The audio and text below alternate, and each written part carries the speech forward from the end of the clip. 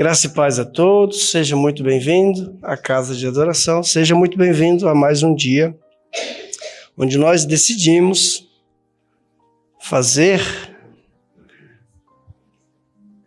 do nosso momento uma adoração. Essa semana, ou melhor, há 2 semanas atrás, eu estive de férias e tive a oportunidade Tive contato com 2 livros. Eu já tinha ouvido falar dos 2 livros há muito tempo, mas não tive tempo, né, para poder parar e ler e tudo.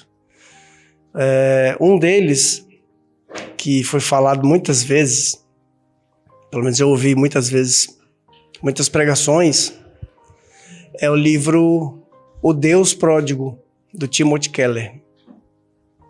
É um livro muito, muito bom.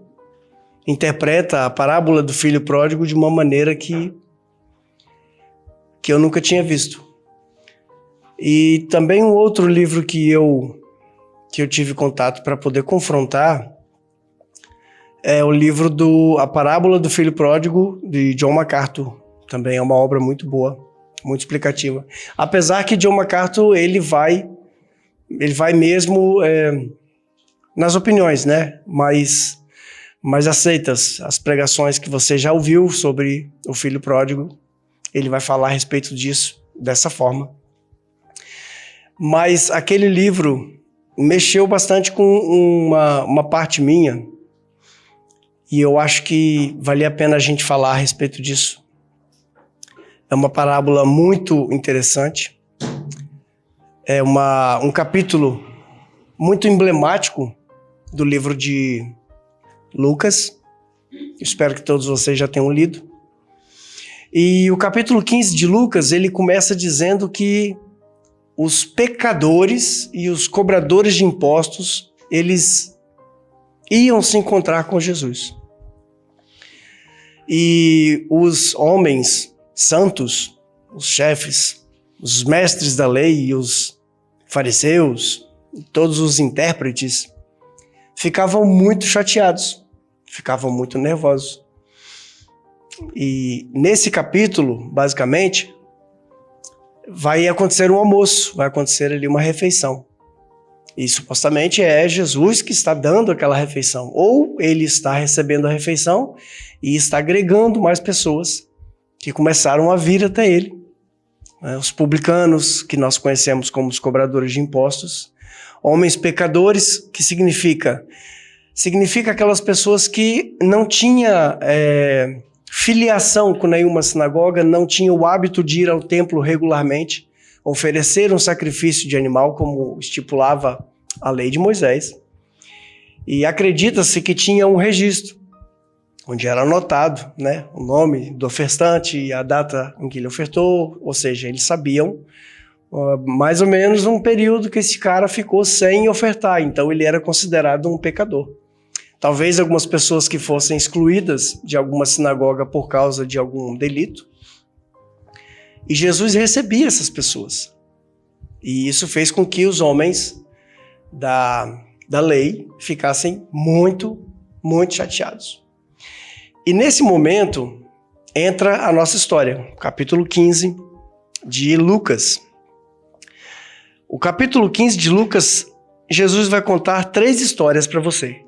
Ele vai contar a história da ovelha perdida, ele vai contar a história da moeda perdida, e depois ele vai contar a história do que nós chamamos de o filho perdido. Lembrando que quando Lucas escreve esses textos, essa carta, porque o livro de Lucas e o livro de Atos são cartas relatório que ele estava enviando para um homem que nós conhecemos com o nome de...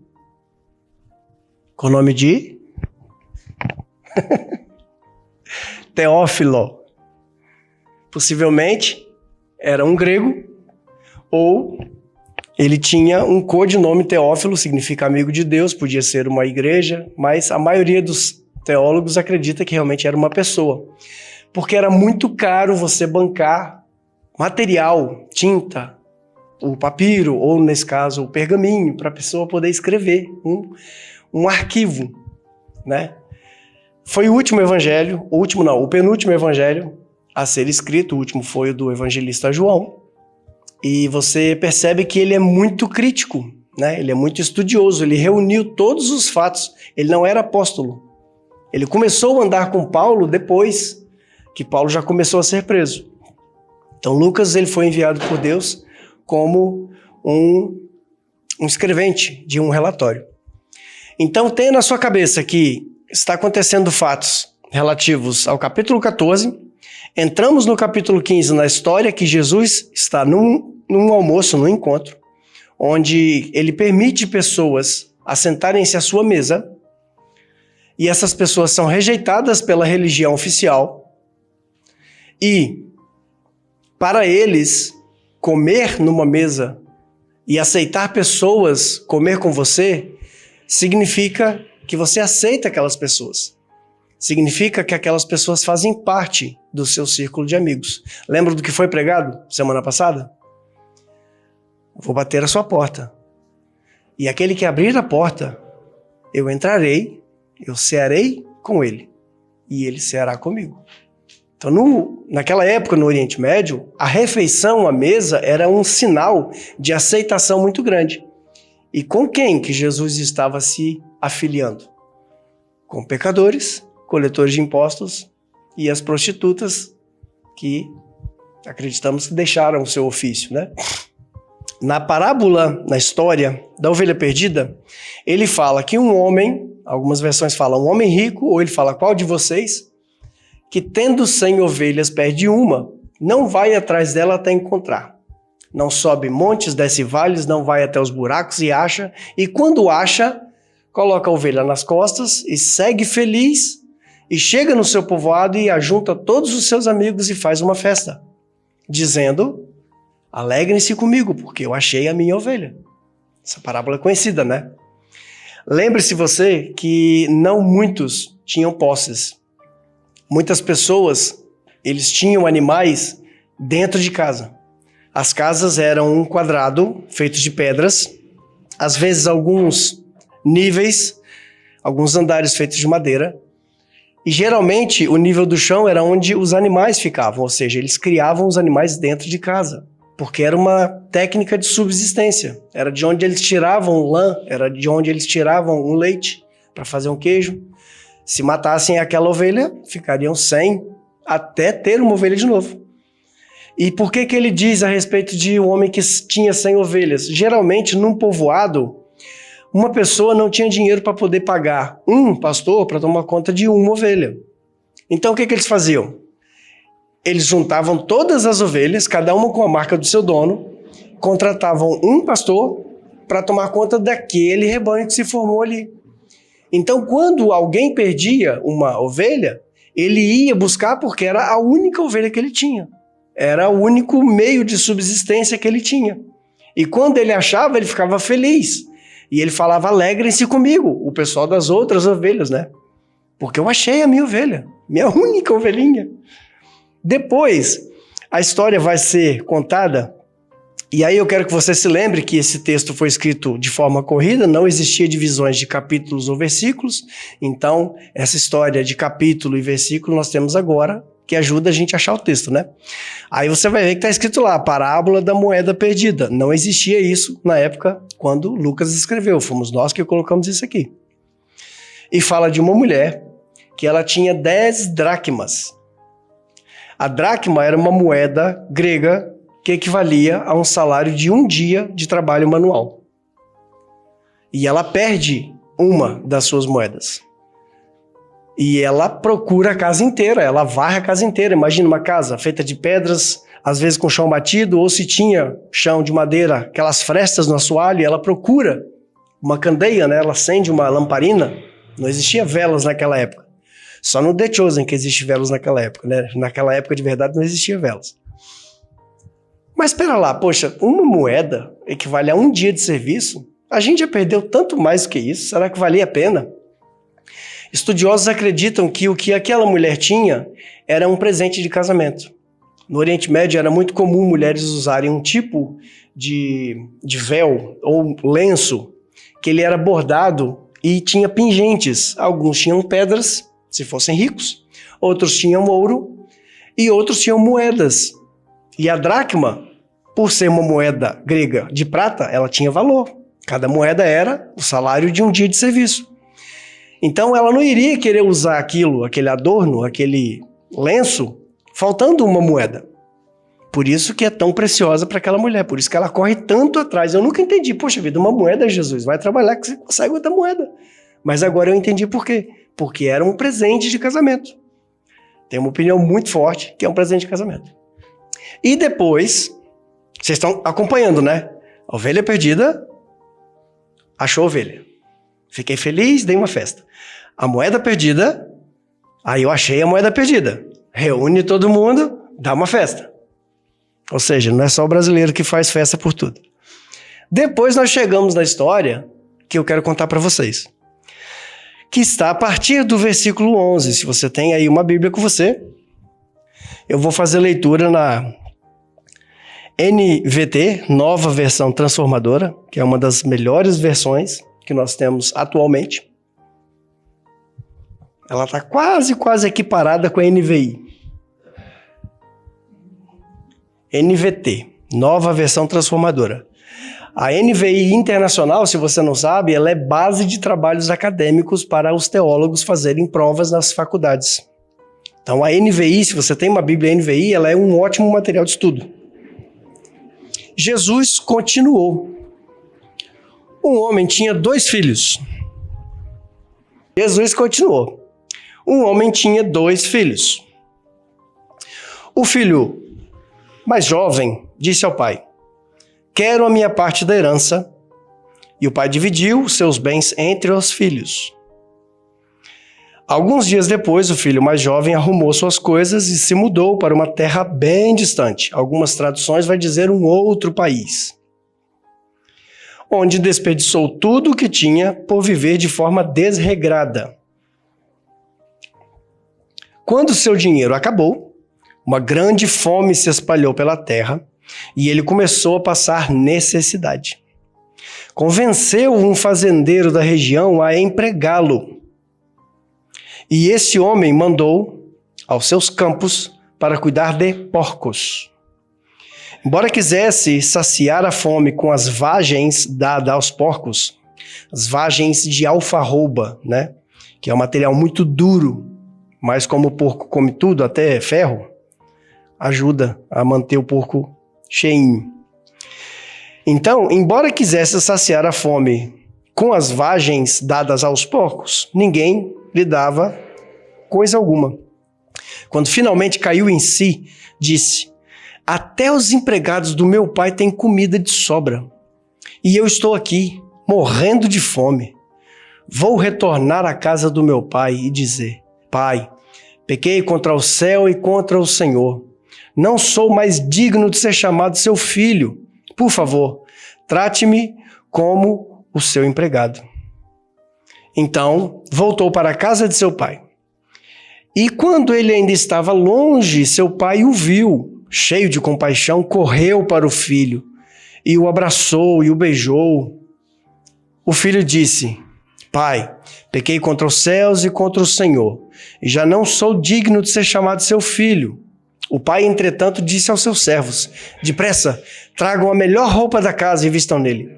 Coloquem-lhe um anel no dedo e sandálias nos pés. Matem o novilho gordo. Faremos um banquete e celebramos. Pois este meu filho estava morto e voltou à vida. Estava perdido e foi achado. E começaram a festejar. Enquanto isso, o filho mais velho trabalhava no campo. Na volta para casa, ouviu a música e a dança e perguntou a um dos seus servos o que estava acontecendo.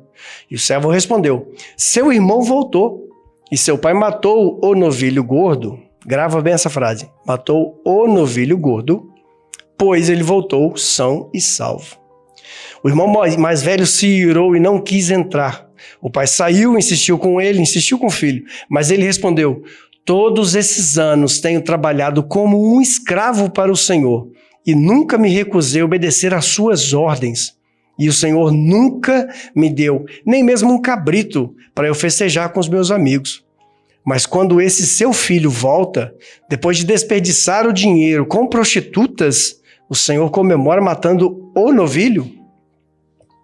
E o pai lhe respondeu: meu filho, você está sempre comigo, e tudo o que eu tenho é seu. Mas tínhamos de comemorar esse dia feliz, pois o seu irmão estava morto e voltou à vida. Estava perdido e foi achado. Glória a Deus. Quem nunca ouviu essa história? Ela é, de forma muito, muito errada, traduzida como a parábola do filho pródigo. Mas Jesus, em momento nenhum, ele disse isso. Ele disse: vou contar a história de um pai que tinha 2 filhos. Por que ele tinha 2 filhos? Nós vamos chegar lá, você vai entender. Você vai ver essa parábola de uma forma que você nunca viu antes. A menos que você tenha lido o livro do Timothy Keller, aí você já viu. Entenda uma coisa. Existem aqui sinais e existem aqui coisas que nós, na nossa cultura comum, não temos acesso, a gente não entende. Se você não mergulhar nessa história, nesse local geopolítico, se você não entender o que estava acontecendo e aonde estava acontecendo. Lembra que Jesus estava então num almoço fazendo ali amizades com as pessoas, os pecadores, e aí então aqueles que eram os grandes, os santos, os poderosos, eles chegam e ficam chateados porque os pecadores, as prostitutas e os cobradores de impostos, que eram judeus, que extorquiam seus irmãos para entregar dinheiro a Roma, esses sentavam-se à mesa com o Senhor. Geralmente a mesa era feita assim. Se você já viu o vídeo ou se você já viu fotos da última ceia, esquece. Aquilo ali não tem nada a ver. A mesa era assim, no formato de U ou V, né? Uma coisa bem assim. O meio ficava vago, porque era onde os servos, as pessoas vinham colocar a comida. Não havia cadeiras. Então as pessoas se sentavam ou no chão, ou no tapete, ou numa almofadinha. Sentava-se ali, tipo, com uma perna para cá, uma para cá, ou às vezes sentado, tipo, né, ele dava lá um jeito e sentava daquela forma ali. E as pessoas que se sentavam, elas queriam sentar próximo do fundo da mesa, que era onde o convidado de honra ficava. Nesse caso, Jesus. Quanto mais para lá da mesa você tivesse, menos importante a pessoa achava que você era. E quando os homens, os grandes importantes, chegavam para poder ir ver o que Jesus estava fazendo, por quê? Era muito comum as pessoas fazerem grandes banquetes. Os convidados entravam, os convidados comiam, mas as portas da sala ficavam abertas, as janelas ficavam abertas, era um hábito da região. E aí o palestrante, enquanto comia, ele falava, ele ensinava um texto, ele era um rabino, ele era alguma coisa importante. As pessoas que estavam na porta, em pé, ao lado, ou as pessoas que estavam na janela, podiam ouvir a história. Consegue imaginar? Eu vou falando, vocês vão imaginando. Era isso que estava acontecendo. E eles ficaram chateados por quê? Quem é que era para estar ali no círculo íntimo da mesa? Os grandes homens de Deus, que representa a religião. Porque se existe Deus, então existe a religião. Só que Jesus, ele fez o contrário. Ele começou a contar histórias mostrando para aqueles homens que quem precisava de Deus era a ovelha perdida. Quem precisava de Deus era a moeda perdida. Quem precisava de Deus era aqueles que estavam doentes. Porque ele veio ao mundo para curar os que estavam doentes. Lembra quando ele falou na outra parábola? Os sãos não precisam de remédio. Ou seja, vocês estão santos? Vocês se acham os santificados? Vocês são da família de Deus? Então vocês não precisam. Mas eu vim buscar os que estão doentes. E ele fala, um homem tinha 2 filhos. E o mais novo pediu ao mais velho, eu quero a minha herança agora. Não era comum alguém pedir a herança, mas também não era proibido. A regra dizia que o filho mais velho, ele sempre tinha direito a 2 porções de herança. E os demais filhos, 1. Ou seja, se você tem 3 filhos, naquela época, você dividiria a sua herança em 4. O filho mais velho pegava 2 e cada outro filho mais novo pegava 1 parte. Então, esse homem, jovem, ele disse para o pai, Para mim não me interessa nada disso. Não me interessa se você está vivo ou morto. Eu quero a minha parte da minha herança porque eu vou me embora. E lembre-se que é uma história, é uma parábola, né? A gente chama isso de machal, ou seja, é uma história muito possivelmente fictícia. E aquele homem divide a sua herança entre os filhos. A palavra grega usada aqui é vios. Vios significa vida. Primeiro significado. Aquele homem dividiu entre os filhos a sua vida inteira. Ele dividiu a herança em 3 partes, ficou com 2 partes para o filho mais velho, que era o primogênito, e deu uma parte, 1/3, para o filho mais novo. Então, pela lei daquela época, enquanto o pai vivesse, ele poderia viver com o filho mais velho. Certo? Acompanha comigo. E o filho mais novo foi embora. Depois de alguns dias, ele arrumou as coisas, ou seja, ele deve ter vendido a herança, ele deve ter vendido as terras, ele deve ter vendido o que foi da sua parte. E ele arranjou o dinheiro e foi viver a vida dissolutamente. O texto grego fala que ele foi procurar prostitutas, que ele foi procurar diversões e que ele foi procurar uma vida de vício. E ele foi. Uma vida desregrada. Quando o seu dinheiro acabou, porque não sei se você é filho mais novo e você sabe disso, o dinheiro acaba. E o dinheiro acabou. E ele passou fome. Por quê? Porque ele gastou a sua herança, vios, ele gastou a sua vida, a vida do pai, vivendo dissolutamente. E ele começou a passar necessidades. Passou fome. E o texto do versículo 15 fala assim: convenceu um fazendeiro da região a empregá-lo. No texto original, a palavra que está escrita ali significa ele colou com esse homem. Ou seja, ele não deixou o homem em paz, ele importunava aquele homem. Imagina, o cara já está passando fome, vai saber quanto tempo tem que esse cara não toma banho, já estava cheirando bem que só, e estava toda hora em cima dele. O texto grego diz que ele estava colado a esse homem, ele agregou-se ao homem. E o homem mandou ele, vai para o campo e vai olhar os porcos. Por quê? Porque já não aguentava aquele cara ali, já não aguentava aquele homem perto. Vai para o campo. Aqui é Jesus, judeu, contando uma história para judeus sobre um homem judeu. E agora esse homem judeu está pobre e ele está tomando conta de porcos. E você sabe que os porcos são animais impuros. Então, o judeu não deveria trabalhar com animais impuros.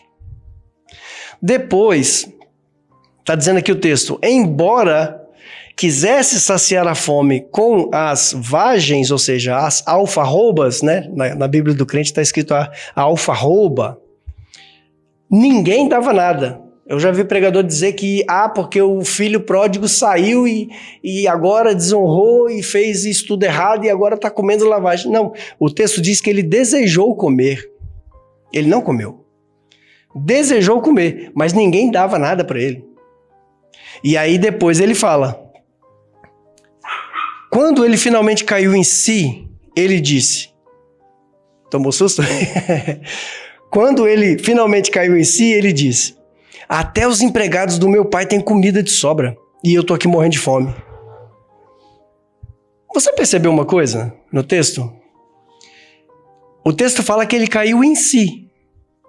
Ele fez uma retrospectiva, ele fez um pensamento interior, uma introspecção.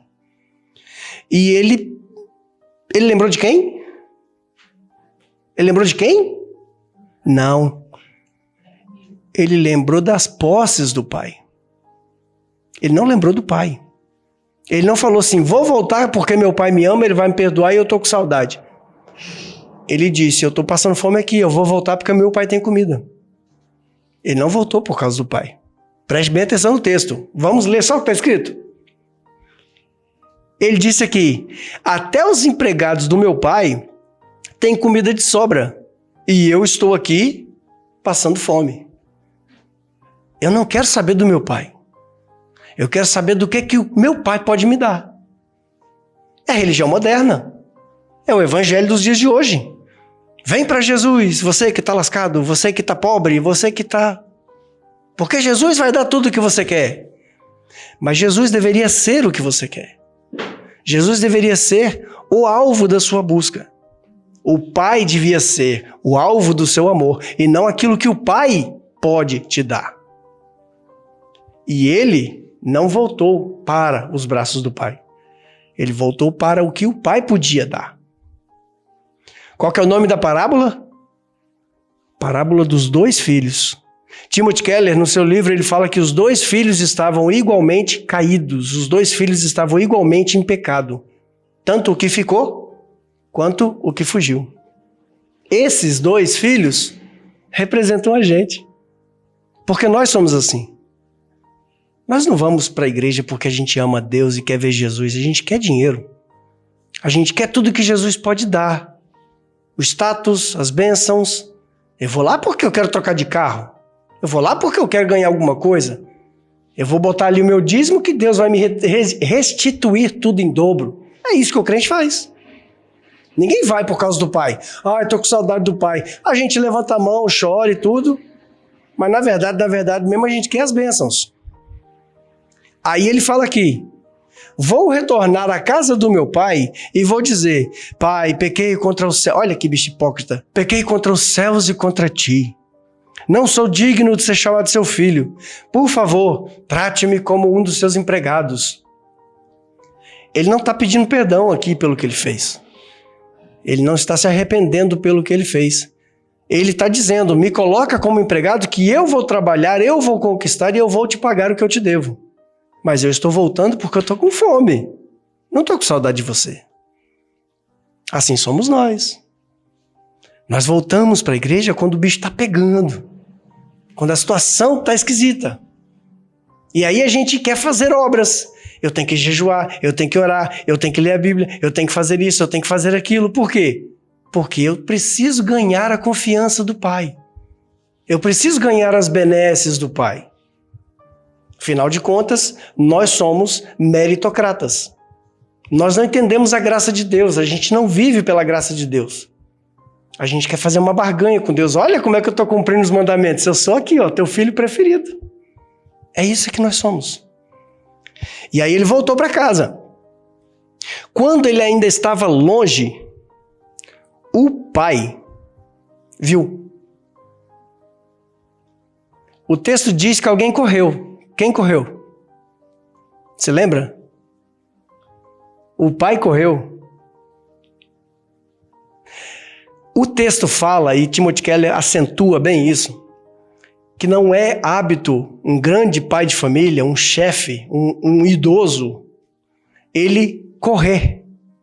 Quem corre são crianças, quem corre são, naquela época, né? Infelizmente tinha escravidão, quem corre são os escravos, quem corre são os serviçais. Um chefe de família nunca levanta... Aí o Timothy Keller faz uma frase assim: nunca levantaria a sua túnica para mostrar os seus... Como é que é o nome disso aqui? Eu ia falar cotovelo. Nunca mostraria os seus calcanhares numa corrida. Lembre-se, ele mora lá no meio da vila e ele ia sair correndo durante toda a vila, porque possivelmente ele morava numa parte alta, porque o texto diz que ele viu o filho à distância. E o pai correu. Está conseguindo pegar a história? Não foi você que buscou a Deus, foi Deus que buscou você. Porque de onde você estava, você nunca conseguiria ver Deus. Nós não corremos para Deus. Deus é que vem até nós. A palavra diz que Deus estava em Cristo quando Ele nos resgatou do mundo, fazendo as pazes conosco. Nós somos incapazes de nos olhar miseráveis, pecadores, e buscar a Deus. É sempre o pai que busca, é sempre o pai. Lembra da história da ovelha perdida? Lembra da história da moeda perdida? Alguém que sabe valor, busca aquilo que tem valor. O rapaz fugiu para os prazeres do mundo, que é isso que nós fazemos. Nós queremos coisas boas, nós queremos os prazeres da vida. Quando acaba tudo e a fome vem, aí a gente quer o papai. Ou melhor, a gente quer aquilo que o papai dá pra gente. Então ele voltou para casa. E o pai, quando ele ainda estava longe, viu, cheio de compaixão, correu para o filho e abraçou o filho. Outras versões vai dizer que o pai se debruçou os braços sobre o filho e o beijou. Você conhece um outro pai que saiu do seu local, da sua altura, saiu dos seus poderes e se humilhou para poder buscar um pecador tão imundo como esse da história? Você sabe que ele estava cuidando de porcos. Aqui não diz quanto tempo ele estava cuidando de porcos, mas a fome já se alastrou no seu país. Se ele não tinha dinheiro para comer, imagina para tomar banho. Esse cara estava só o farrapo, estava descalço, fedendo absurdamente, porque não sei se você sabe, trabalhar com porco não é cheiroso. E o pai saiu do seu local de glória, de chefe, e foi correndo e abraçou e beijou o seu filho. É isso que Deus faz com a gente. Fedendo, imundo, pecador, miserável. E Ele nos abraça, porque nós não buscamos a Ele, Ele buscou a nós. Ele correu até nós. Aqui o texto vai dizer para você que o filho tentou comprar o pai. Pai, pequei contra os céus e contra você. Porque nessa época não era correto falar o nome de Deus e nem mencionar Deus de alguma forma. Então os judeus têm o hábito de dizer pequei contra os céus, que significa as alturas. É um jeito de falar Deus sem mencionar o nome de Deus. Nesse momento, o pai interrompe ele. O pai, entretanto, disse, versículo 22, aos servos, depressa, voltem e peguem para ele a melhor roupa, coloquem nele o anel e coloquem nele sandália nos pés. Escuta, pensa. Um dia de trabalho normal. Aquele pai tinha o hábito de ficar naquele lugar alto, olhando no horizonte, aonde ele viu o filho partir, para ver se ele via o filho regressar.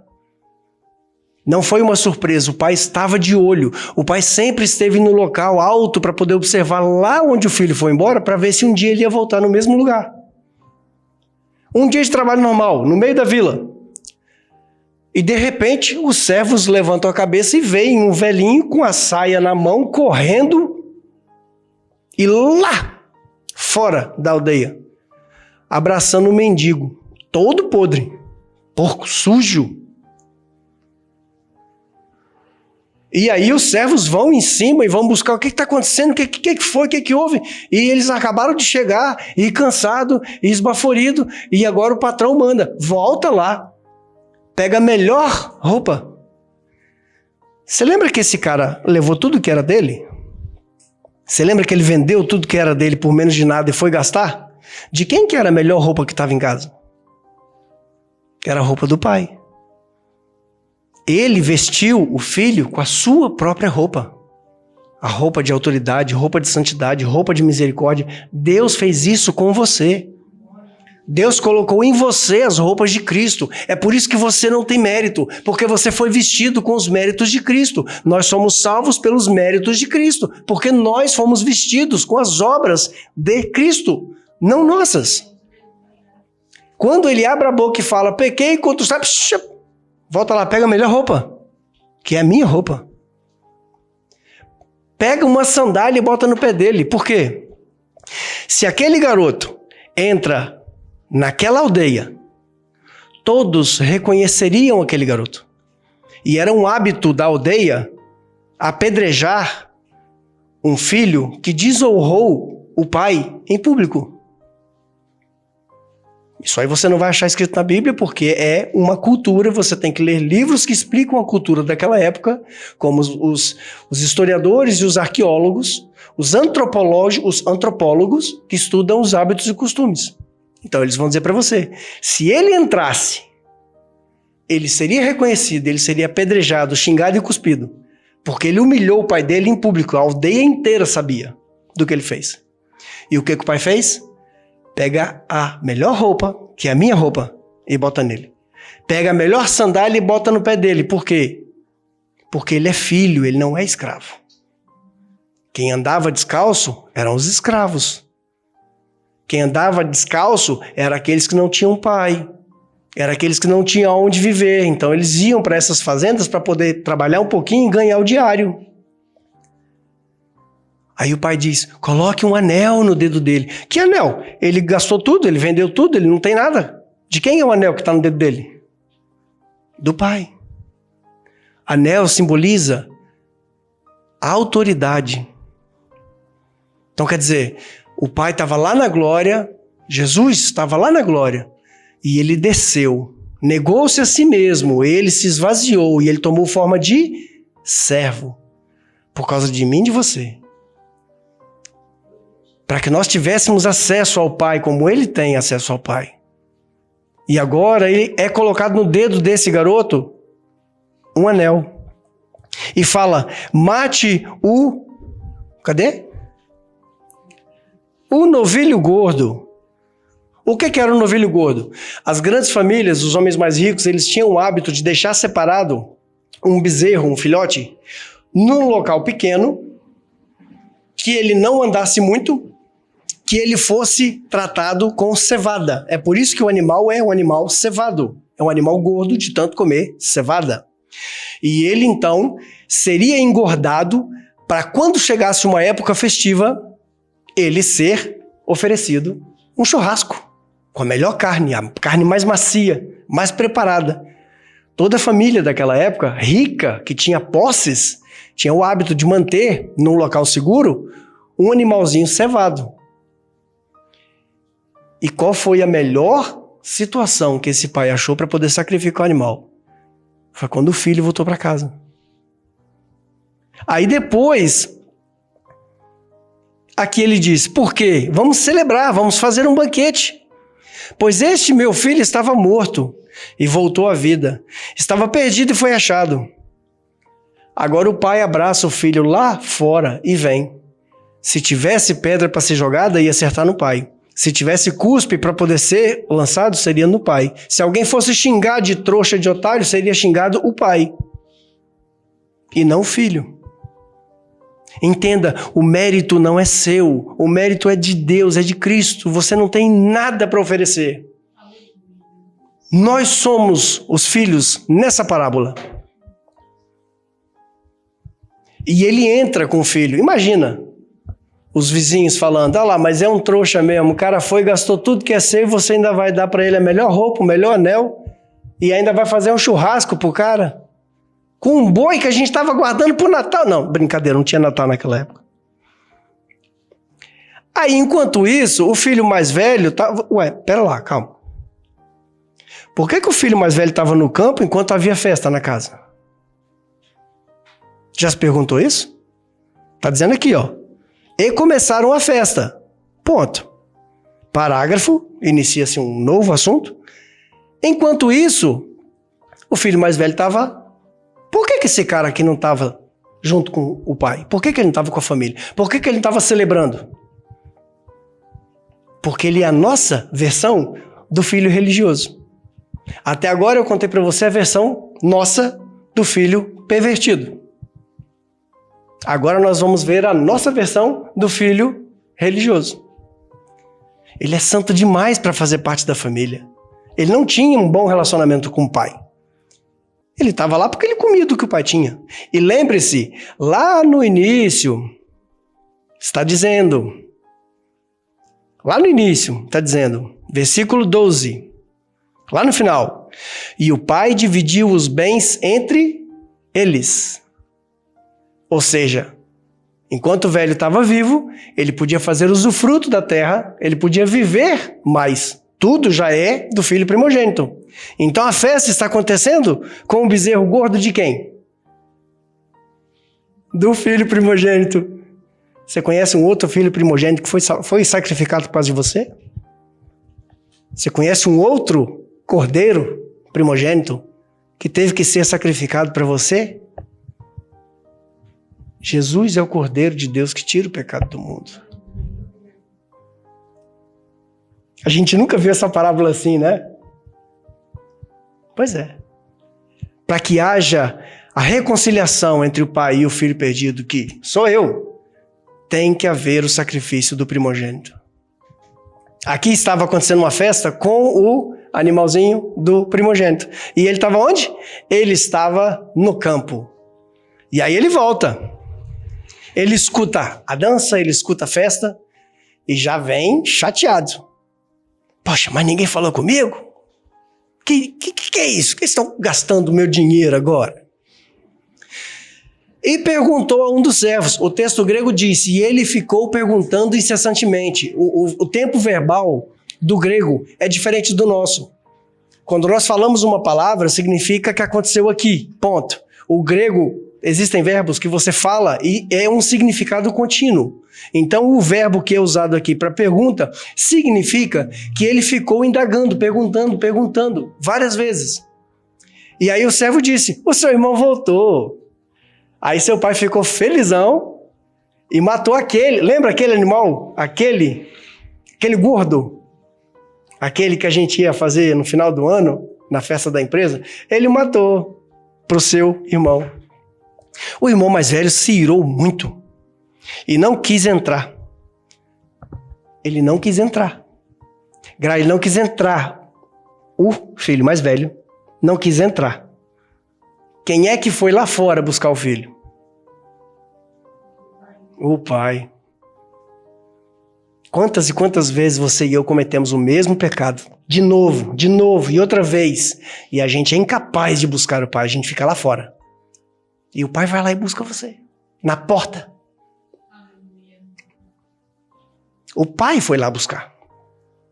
O pai foi lá convencer para ele entrar. E aí, tem uma coisa aqui que é muito maravilhosa. Mas ele respondeu. Olha, no texto original é usada uma palavra idol. Idol. É como se eu olhasse para o meu pai e falava assim, olha aqui, olha. Idol. É a maneira com que um patrão falava com um escravo. O filho mais velho falou com o pai. Idol, olha aqui. Eu trabalho para você feito um escravo.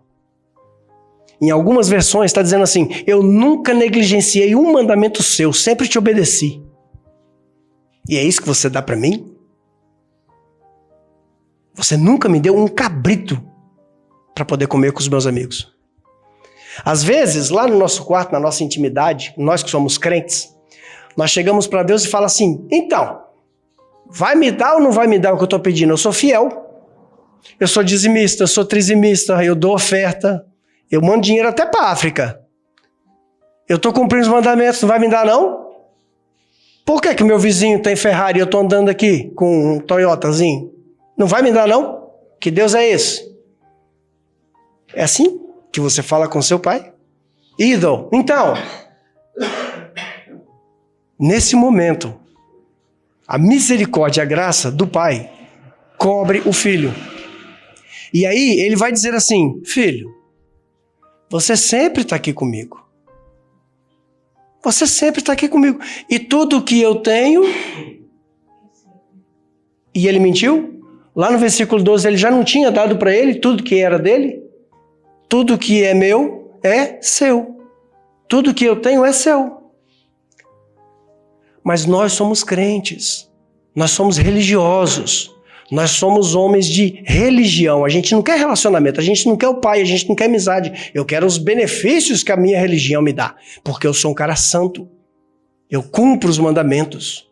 Eu faço todas as coisas para alegrar o coração do pai. Só que Deus fala, filho, tudo que você tem é meu. Tudo que é meu é seu.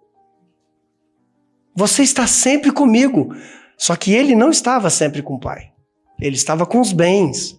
Assim como nós não estamos sempre com o pai, a gente não quer relacionamento. Lembra do culto semana passada? Eu vou bater a porta. Se você abrir a porta, eu vou entrar na sua casa e eu vou cear com você. E por que precisou falar, e você vai cear comigo? Se Jesus comer com você, você não vai comer com ele, não? Mas o texto é claro, eu vou cear com você e você vai cear comigo. Relacionamento. E aqui o texto está dizendo, tudo que é meu é seu. Você não precisa barganhar com Deus, você não precisa ficar de joelho aí orando horas e horas para Deus te dar aquilo que já é teu, cara. Se por acaso você não anda de Ferrari ainda, é porque ele viu que não é necessário. Não é porque você vai botar mais dinheiro naquela caixa lá que ele vai... Opa, olha lá. Faltou, bota mais. Que aí eu te dou o que você precisa. Você acha que Deus é assim? Mesquinho?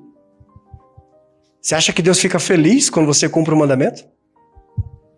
Você acha que Deus não é onisciente, o seu Deus não tem conhecimento, que amanhã você vai pecar de novo? No mesmo pecado? Fazendo a mesma coisa? Ele sabe. E ele já te perdoou por isso. E aí, aqui, nós percebemos a ira do religioso. Porque o filho mais velho vai dizer assim, esse teu filho... Uai, mas não é meu irmão? A história não é um pai que tinha 2 filhos? Mas agora, o cara já não é mais irmão dele. Ele disse, esse teu filho. Porque geralmente quando o cara faz alguma coisa errada, a gente fala, né? Olha lá, o que teu filho tá fazendo lá? Ué, mas não é meu filho também, é meu filho também. Aí o irmão falou, esse teu filho desperdiçou o teu dinheiro, e a palavra é bios, desperdiçou a tua vida com pecados, com prostitutas, com... E você tá dando para ele uma festa de boas-vindas? Você está recebendo ele de volta? Nós fazemos isso. Nós, crentes, que estamos há 50 anos na igreja. Quando a gente vê um novo convertido, todo cheio de droga, tatuagem, o cara fazia trabalho até, sei lá, tudo quanto é entidade maligna. O cara fazia tudo quanto é crime. E aí a gente vê aquele cara sendo lavado e remido, Deus cura, Deus trata, e ele sobe, ele vira, sei lá, um ministrante, ele vira um pregador, ele vira um pastor. Aí lá dentro de você, a gente tá assim, pregador, coisa nenhuma, eu conheço. Porque nós somos esse irmão mais velho, esse teu filho. É isso que nós fazemos, nós acusamos. E aí aqui acaba a história com o pai dizendo assim, nós tínhamos que celebrar, porque o teu irmão, aí ele volta, o filho mais novo, para o lugar devido. O teu irmão estava morto, mas agora ele foi achado vivo. O teu irmão, ele estava perdido e ele foi encontrado. Essa história foi contada para os fariseus, que tecnicamente representam o irmão mais velho, porque não aceitavam Jesus fazer amizade para poder trazer para perto do Pai os pecadores, os cobradores de impostos, Entende? Em outra instância, esse irmão mais velho representa a gente quando nós estamos na religião, porque nós somos santos demais, nós somos bons demais, nós temos mérito para poder falar com Deus. Olha, o que está acontecendo aqui que a minha bênção não caiu na conta? Ou quando nós estamos inconsequentes, estamos alheios à vontade de Deus, não conhecemos o amor de Deus, nós somos o irmão mais novo, que pecamos, que caímos, que trocamos a nossa vida por coisas que não têm sentido. Essa parábola aqui é sobre mim e sobre você. Essa história é sobre nós. Essa história conta como um pai misericordioso ficou lá de cima o tempo todo olhando para ver quando é que ele vai voltar. E ele olha para você, quando é que você vai voltar? Ele sabe que você não vai se aproximar. Ele sabe que em determinado momento ele vai ter que ir ao seu encontro. Mesmo sujo, fedendo, todo rasgado. Mas ele vai abraçar você, ele vai beijar você, ele vai colocar roupas novas em você, ele vai colocar anel no seu dedo, ele vai colocar uma sandália. Eu não estou falando de riqueza, eu estou falando de reconhecimento. Estou falando de misericórdia. Porque ele sabe que nós nunca iríamos até ele por disposição própria. Então, essa parábola, ela fala, em primeira instância, para os fariseus, porque eles eram santos demais para poder reconhecer que o que Jesus estava fazendo era mais do que um almoço. E, em verdade, em fato, Jesus disse para eles, olha, os cobradores de impostos e as prostitutas, elas vão entrar no reino primeiro que vocês. Porque elas querem aceitar o evangelho, eles querem se arrepender, eles querem se negar, e vocês não. Vocês estão seguros pela religião de vocês. A gente precisa aprender alguma coisa com essa história. A gente precisa aprender alguma coisa com essa história. Quando você estiver em pecado, quando você estiver sujo, quando você estiver pobre, miserável, lembre-se que nada consegue separar você do amor de Deus. Você sempre vai ser o alvo do amor e da misericórdia de Deus. Não interessa o quanto sujo você esteja. Ele vai buscar você. E se você aceitar o Evangelho, se você viver para Cristo, se entregar, o Pai vai colocar em você uma roupa, um anel, um sapato. Ele vai te dar autoridade de filho. Ele vai tirar você do seu nível de escravo do pecado. Romanos, capítulo 5. Ele vai tirar você do nível de pecador e vai colocar você no nível de filho, amizade. E agora para nós, mesmo se você é religioso, se você já está na igreja há 500 anos e você está vivendo como esse filho mais velho, o Pai vai até você lá porta, na sua mediocridade, na sua hipocrisia, no seu falso cumprimento de ritual. Ele vai até você. Porque não interessa o quanto você enche aquela caixinha, não interessa o quanto você se apresenta para poder fazer as coisas, não interessa o quanto você lê a Bíblia. Deus conhece o teu interior. Deus conhece a tua essência, Ele sabe de que você é formado. Por isso que Ele vai até a porta. Não é porque você é precioso, não é porque você é ouro de ofício, não, porque você não consegue encarar Deus na cara. E Ele tem que ir lá para poder salvar você, senão você estava perdido. Conseguiu compreender essa história? Conseguiu ver agora a parábola do filho pródigo com outros olhos? Espero que Deus tenha falado com você o tanto que Ele falou comigo. E eu espero que você consiga, de fato, buscar Deus pelo que Deus é e não pelo que Ele pode te dar. Que você queira fazer amizade com Deus porque Ele é Pai e porque Ele é amor. E não só porque Ele é provedor. Porque muitas vezes a gente vai passar dificuldade. Muitas vezes a gente vai ficar sem ter o que comer. Muitas vezes a gente vai atrasar aluguel. Nem por isso Ele deixou de ser teu Pai. Tá bom? Pai, em nome de Jesus, eu te agradeço pela tua palavra, Senhor.